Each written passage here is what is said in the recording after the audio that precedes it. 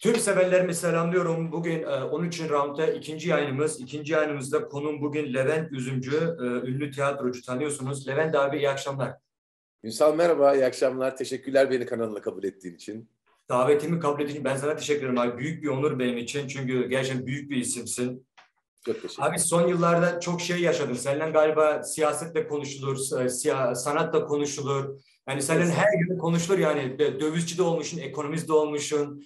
Yani bir tweetle doları yükseltmişsin abi. Bunu bize bir anlatır mısın şu hikayeyi? Vallahi şey işte yani çok çalışıyorum. Ekonomiyi çok iyi biliyorum ben biliyorsun. Milyonlarca dolarım olduğu için nereye yatacağımı bilemiyorum. Artık diyorum ki mesela ben şuraya yatırayım da bu milyon doları bir tane de tweet atarak şu doları bir yükselteyim sonra Türk lirasına getirir bozarım falan. Hatta şey diyorum böyle doları bir 18 liraya 19 liraya çıkartayım. Hatta bunun 22 liraya çıkacağı söylentilerini yayayım. Ondan sonra da bir küçük hamleyle halkı soyayım diyorum böyle doları 10 liraya düşürerek. Bunu da denemişliğim var. Dur bakalım hangisi tutacak. Ama abi şimdi dışarıdan ben gazetede okudum bu haberi. Halk da gazeteden okudu. Yani bu iddia neydi? Hangi tweetten yükseltmişsin doları sen? Hiç öyle bir şey yok. Yani Levent Üzümcü işte attığı tweetlerle doları manipüle ediyor. Dedim ki ben zaten ifadeyi alanlar da çok kötü duruma düşüyorlar yani. Hani kendilerini nasıl hissettiklerini ben bilmiyorum ama çok iyi hissetmediklerini görüyorum yani bu ifadeyi alırken. Dedim ki benim böyle bir gücüm olabilir mi? Keşke böyle bir gücüm olsa da vatanını milletini seven bir insan olarak hani millete desem ki arkadaşlar arttırıyorum hadi bir şey yapalım eksiltiyorum. Benim böyle bir gücüm yok ki. Zaten bir tiyatro oyuncusunun goygoyuna bakarak gidip dolar alanın da vay haline. Ya şimdi sanatı tabii küçük görmeyeceksin. Sanat büyük bir şey abi. Sanat benim için ülkede önemli bir şey. Her ülke için. Sen bir ara tiyatrodan ifşa edildin benim bildiğime göre. Bu dönemi nasıl geçirdin abi? Bunu bize anlatabilir misin? Nereden ifşa edildim? Tiyatro hani devlet tiyatrosundan. Uzun süre Şehir çıkamamıştın. tiyatrosundan Evet. atıldım. Vallahi işte 2015 yılıydı bu. İşte Gezi Parkı'nda efendim o eylemlerde yaptıklarım, yok söylediklerim falan filan bahane ettiler. Beni tiyatrodan attılar ama hukuksuz yere attılar. Şimdi ben 657'ye tabi devlet memuruyum. Ağır bir ceza almadan benim tiyatrodan atılmam mümkün değil. Ağır bir ceza alacağım, hapis cezası. Suçum kanıtlanacak ve ben önce ancak öyle atılabilirim 657 tabi Buna devlet memuru. karşı bir tazminat davası açamaz mısın abi? Bu hukuksa, hukuk E, işi değilse yani. Şu an davalarım devam ediyor. Bununla ilgili açtığım 2 tane ayrı dava var. Onlar devam ediyorlar. Danıştay karar düzeltmede 2,5 yıldan beri bekliyorum o davanın sonucunu. Gezi nasıldı abi? Ben orada olamadım. Ben de uzaktan izledim herkes gibi. Gurbetteydim. Gezi nasıl bir olaydı? Geziyi nasıl geçirdin? Sen nasıl gördün Geziyi?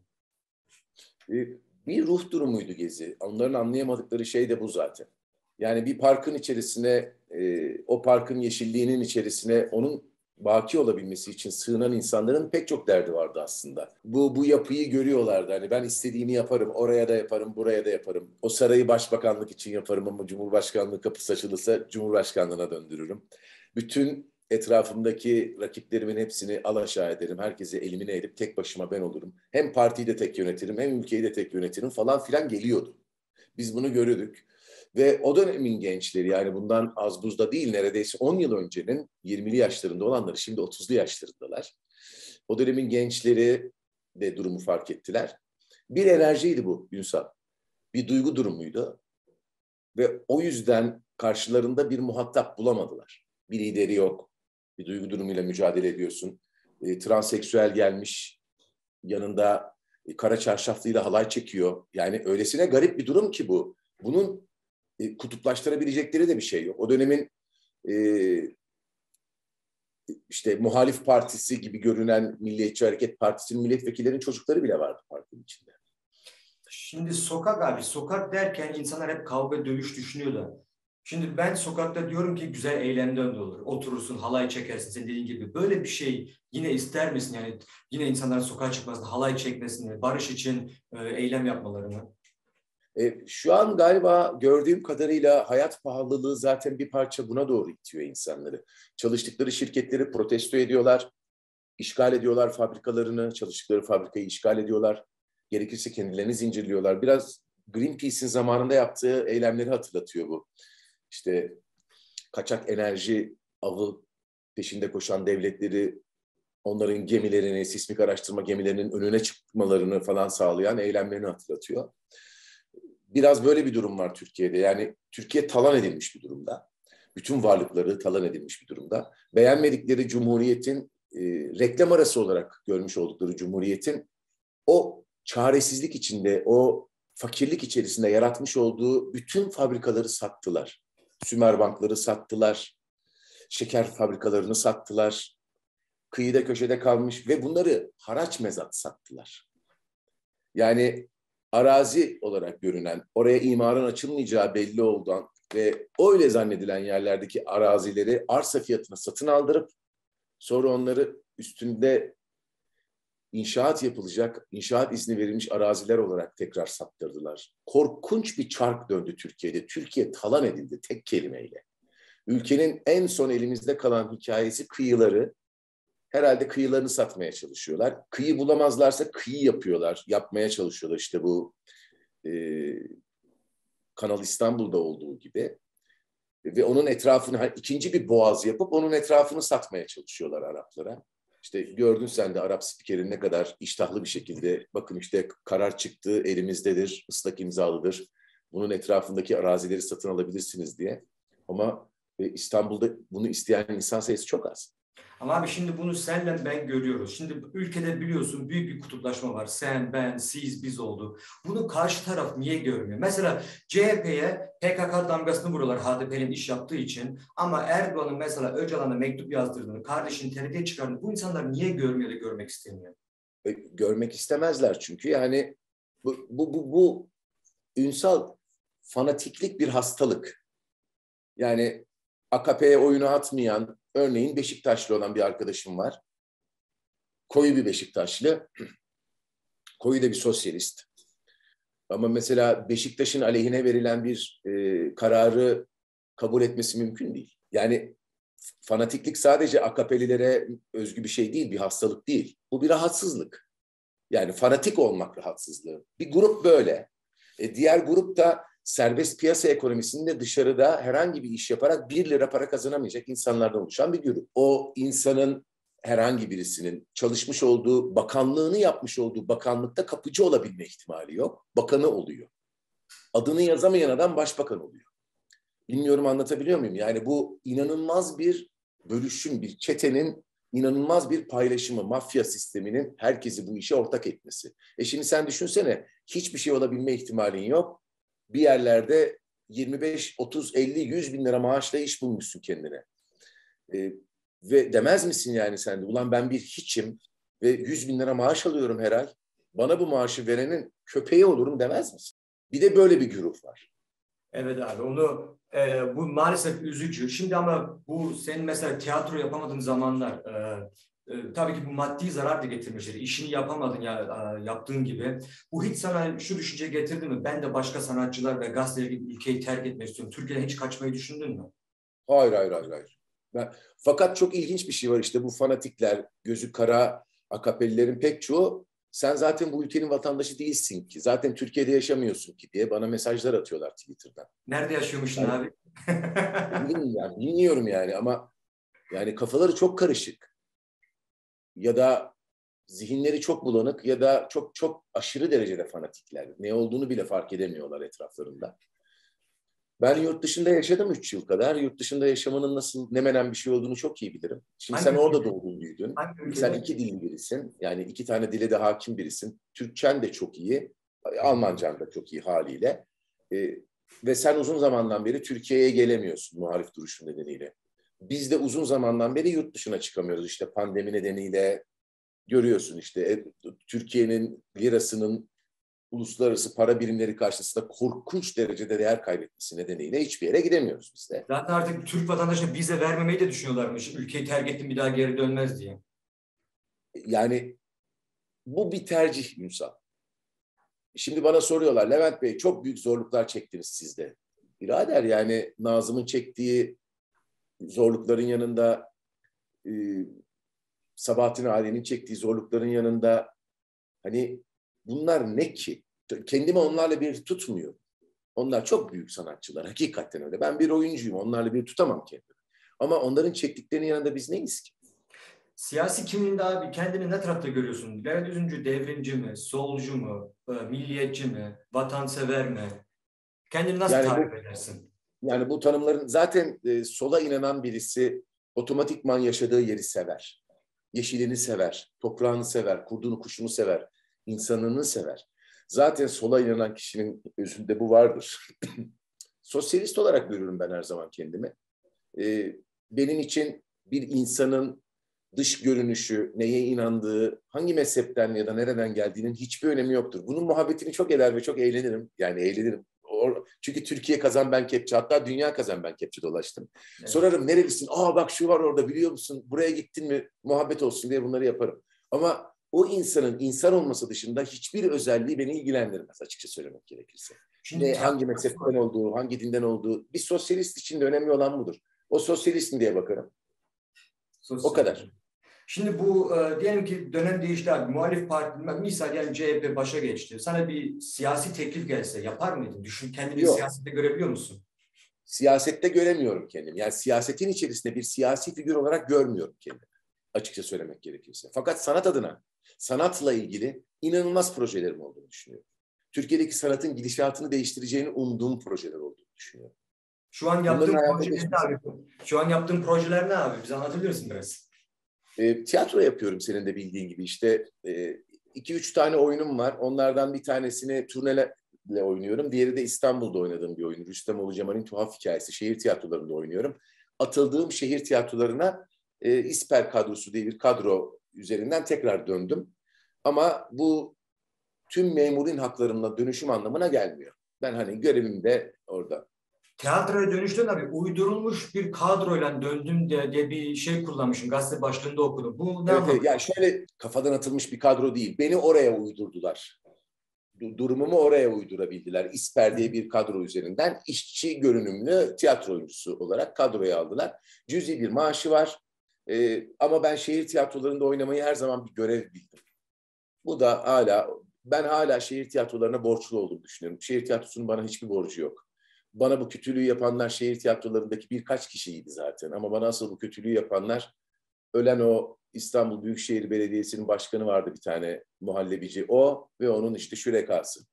Bir de Abi sanat İstanbul, önemli. AKP'nin İstanbul İl İnşallah Yönetimi. bize sanatta uzun yıllar kalırsın sanatta. Çünkü sen usta bir oyuncusun. Şimdi Çok bu teşekkür ederim. Türkiye'nin geleceğinde senin kafanda, hayalinde bir cumhurbaşkanı var mı? Sen kimin aday olmasını istersin? Yok, benim hiç öyle bir şeyim yok açıkça söylemek gerekirse. Hani şu olsun, bu olsun diyebileceğim bir kimse yok. Şunu söyleyebilirim, ülkeye parlamenter sistemin gücünü, meclisin gücünü tekrar getirebilecek, bizi tek adam saçmalığından, bu rejimin aptallığından kurtaracak herhangi birisi olabilir. Bunu taahhüt ettiği ve bunu yaptığı sürece kimin olduğunun çok fazla bir önemi yok. Demokrasinin ama en temelde, bir numarada ve bir an önce en acilen bağımsız adaletin Türkiye'ye gelmesi gerekiyor. Geldi geldi. Gelmedi, çok karanlık günler bekler bizi. Seçimden ümitli misin? Gelecek Elbette seçimlerde. ümitliyim. Yani biraz önce siyasi görüşümü sordum. Ben de sana sosyalist olduğumu söyledim. Bir sosyalist asla umudunu kaybetmez Ünsal. Son nefesine kadar umudunu kaybetmez. Neşesini ve hayata olumlu bakışını da kaybetmez. Bizim olayımız budur. Ben kaybetmem bunu yani. Hep umudum vardır. Abi inşallah ağzından bal akıyor. Dediğin gibi gelecek seçim hepimiz için hayırlı olur. Ben de ülkeme geri dönerim. Seninle İstanbul'da bir çay kahve içeriz. Ya ne demek ya? Ne Abi demek? ben, Zevkle. ben Seni vegan restorana götüreceğim. var mı İstanbul'da? Var mı Var var. İstanbul'da vegan? Var var. Vegan kasap bile var Kadıköy'de. Ama duyduğuma göre Türkiye'de herkes vegan olmuş artık. Eti kimse alamıyormuş zaten. Bak benim evin altında bir kasap kardeşimiz var. Geçenlerde işler nasıl gidiyor diye sordum ona. Abi dedi geçen seneyle bu sene arasında satış adedi olarak hiçbir fark yok dedi. Geçen sene ne kadar kişiye satmışsam bu sene de aynı kişiye satmışım. Ama gramajlar düşmüş abi. Geçen sene 3 satmışım, bu sene 1 satmışım dedi. Aynı insanlar gene alışveriş ediyorlar ama geçen sene yarım kilo aldığı şeyi şimdi 250 gram alıyor. Şimdi seni çok tutmadan önce abi. Şimdi her şey değişse bile bizim ülke benim görüşüme göre yıllar geriye düştük. Bunu yine toparlamak bizim kaç yılımızı alacak? Yani bu bugünden yarın olacak işler değil. Çok haklısın ama bir şey söyleyeceğim. Hani ne demiştim ben? Gezi bir ruhtu, bir umuttu. Yönetim değiştiğinde de insanların içi öyle olacak. Onunla da olacak, umutla da olacak insanların içi. Hadi bakalım her şeye şimdi yeniden başlıyoruz diyecekler. elimizde çok önemli kaynaklar var Ünsal. Bu kaynaklar doğru bir yere kanalize edildiğinde ben bu ülkenin bir sorun yaşayacağını düşünmüyorum. Örneğin beşli çete diyoruz değil mi? 5 tane holding var. Bunlar işte sürekli bütün ihaleleri alıyorlar. Hatta göz göre göre yapılmış yolsuzluklarla da ihaleler alıyorlar. Örneğin 3,5 milyar liraya bir ihale verilmiş. En az veren firma bu beşli çetenin bir üyesi olmadığı için ihale iptal edilmiş. Bir daha açılmış. 13 milyar liraya tekrar verilmiş. Yani aradaki fark nereye gidiyor? Bu beşli çetenin bir şeyi olması lazım. Bir patronunun olması lazım. Bu fazla verilen paraların, bu silinen vergilerin bir şeyi olması lazım. Bir anlamı olması lazım. Bence bunlar ortaya çıktığında pek çok şey de ortaya çıkacak. Türkiye'nin milli serveti buralara çarçur edildi. Yani koca bir ülkenin milli servetinden bahsediyoruz. Verdikleri vergilerden bahsediyoruz. Aidatlardan bahsediyoruz. Faturalardan bahsediyoruz. Bunlar çok küçük bir çete tarafından aralarında bölüşülüyor. Şimdi abi sosyal tarafım var dedim. Solcu diyelim artık. Ben de mesela solcuyum. Seni Yok SMA... ya sosyalist demeni tercih Tamam, ederim sosyal solcuya. abi, kusura bakma, sosyal. Şimdi ben seni SMA kampanyalarında görüyorum, ben kendim gibi. Şimdi orada birçok aile Kürt. Ve orada mesela sen güzel bir şey yapıyorsun abi. Ayrımcılık yapmadan Kürt bir aileye yardım ediyorsun. Bu Türk ve Kürt problemi Türkiye'den nasıl kaldırabilir abi? Çünkü artık bu savaş bitmeli. Dün gördüğüm müzisyenleri susturmuşlar. Bu bana göre çok kötü bir şey. Sen nasıl görüyorsun problemi? Yani kendi yaşadığın ülkenin içerisinde ahkam kesenler var. Benim de Kürt arkadaşlarım var. Dedelerimiz bir arada savaştı falan gibi argümanlarla ortaya çıkıyorlar ama bunlar hayatlarının hiçbir yerinde yok. Yani dostuz, birlikte yaşıyoruz, kardeşiz diyorsun. Adamın kendi ana dilinde dünyanın bütün dillerinden şarkı söylenilen Beyoğlu'nda kendi ana dilinde şarkı söylemesinin önüne geçiyorsun. 2 tane sivil oraya gelmişler, buraları benden sorulur diyorlar. Bu çok acı. Bu insanlara biraz ders verilmesi gerekiyor. Sen bu mesleği yapacaksan insanlarla nasıl konuşmalısın? Bunun dersinin verilmesi gerekiyor. Senin bu insanlar kölen değil, sen onların kralı değilsin. Beyoğlu'nda senin sorumlu olduğun alandaki yapman gereken tek şey asayiş kontrolüdür. İnsanların kendi ana dillerinde şarkı söylemesinin önüne böyle kabadayıca geçemezsin. Sonra da oturup kahvelerde ben şurada şunu yaptım, burada bunu yaptım diyemezsin. Bütün Kürtlere PKK'lı muamelesi yapamazsın. Bunu anlaması lazım insanların. Ama ben Yani kendimi arkadaş bildim de abi, bu problem var. Biz bunu nasıl değiştirebiliriz? Bu kafa nasıl değişecek bizim? bu kafa değişmez. Yani bu fanatik bir kafa. Düşünsene İmralı'dakini Edirne'dekine ders verdireceğim diyor. İmralı'daki terör lideri Edirne'deki siyasi bir partinin eski eş genel başkanı. Siyasi bir parti. Yıllarca kıçınızı yırttınız. Dediniz ki kardeşim dağda olacağınıza ovada gelin siyaset yapın diye. Adamlar siyaset yaptılar. Yapar yapmaz hemen içeriye aldınız. Anında. Yani neyine nasıl güvenebilirler ki? Ama Selahattin Demirtaş hakkında bir soru sormak istiyorum abi. Çünkü ben Lütfen. de Selahattin Demirtaş'a destek vermek isterdim ama ben mesela Atatürkçü kimliğine bir sorunum var.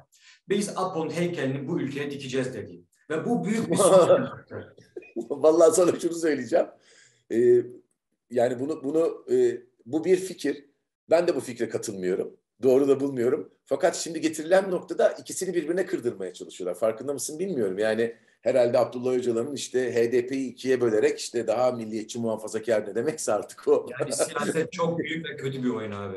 Yani akıl alır gibi değil. Ya sonuçta bak ben şunu söylüyorum sana. Bağımsız adalet geldiğinde gerçekten birinin suçu varsa gider yargılarsın. Yani şeylerin vardır elinde ne bileyim belgelerin vardır, bilgilerin vardır. Dersin ki bu bunu yaptı, bu bunu yaptı, bu bunu yaptı. Ama millet söylediği için nasıl yargılanabilir? Ben bak bu kadar Mustafa Kemal Atatürk'e senin kadar bağlı olan birisiyimdir. En az senin kadar. Ve bugün birisinin Mustafa Kemal Atatürk'e küfür etmesi bence suç olmamalı. O kendi zavallılığı içinde zaten toplumdan gerekli dersi alacaktır. Küfür diyorum tabii ki bunlar çok aşağılık şeyler. Kendi fikrini söylemesinden bahsediyorum. Küfür bir fikir değil. Yani ülkede Dersin ki diyorsun bunu hem Müslüman. onaylamıyorum. Ve bak çok ilginç bir şey söyleyeceğim sana. İşte gelmiş geçmiş Türkiye'deki işte en büyük Cumhuriyet kurulduktan sonraki büyük mezalimi yapan işte Dersim olayları olarak anılan şeyde işte Sabiha Gökçen'in orada sivil kadın askeri pilot olarak Dersim'den üstüne bomba atması hikayesi. Yıllarca Cumhuriyet Halk Partisi seçildi Dersim'den. Farkındaysan senin de bildiğin gibi. Şimdi Türkiye Komünist Partisi artık Dersim'de artık bütün şeyi ele geçirmiş durumda, yönetimi ele geçirmiş durumda. İlçeleri de dahil olmak üzere bu arada. Bunu da söylemek isterim. Bu çok önemli bir şeydir. Bu kadar organize, bu kadar güzel bir şekilde ülkemizi yönetiyor. İşte görüyorsun, ülkemizin bir ilini yönetiyor Maçoğlu Başkan. Ve nasıl yönettiğini sen de görüyorsun. Yani toplu taşımalar ücretsiz.